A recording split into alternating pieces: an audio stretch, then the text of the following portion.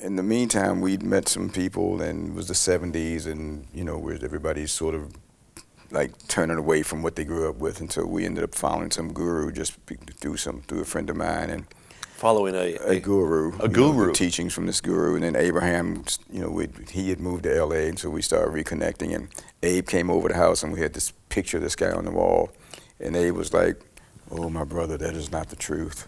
Was Abraham saved at the time? He was at that time, which was recent because Lynn, because I'd known Lynn all that time as well.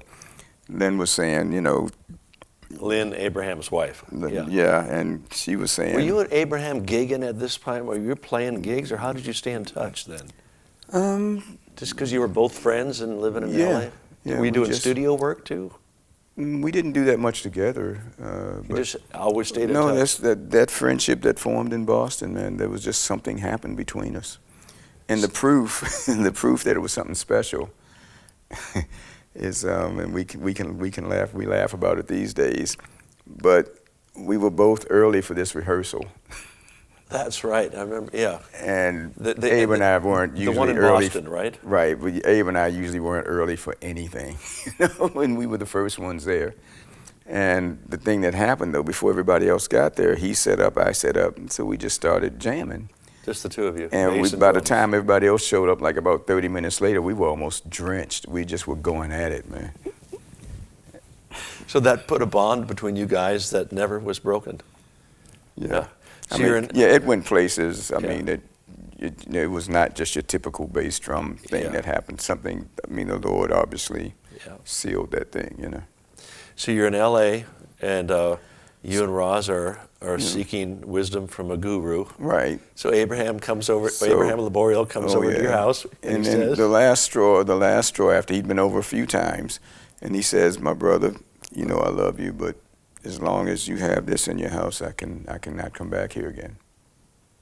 He says, "This is not the truth. Only Jesus is the truth." And it made it was like, whoa. I know that relationship was just as special for him as it was for me. And we would talk, and so they finally invited us. They were at Church on the Way with Jack Hayford, and they led a home group. And we were invited to come to the home group and see what's happening there, and so we did. And what did you think?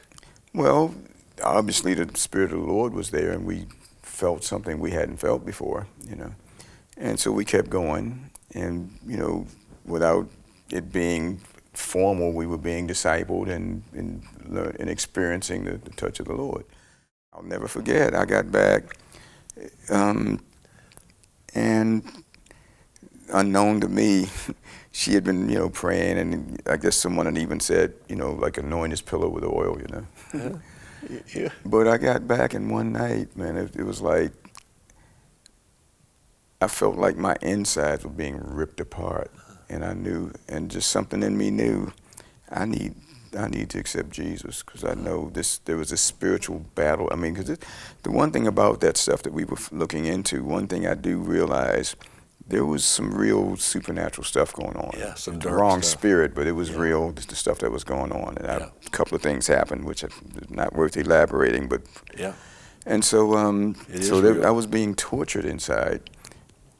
And I remember saying to her, I need Jesus now, and we knelt down and we prayed, and I received the Lord that right night. At your house then. Yeah, and right after, which I almost don't remember, Roz was saying, I just immediately ran to the bathroom, was physically ill, and it was deliverance is what it was. And she said, I just came in and slept like a log. I just laid down after that and went straight out and woke up a new person,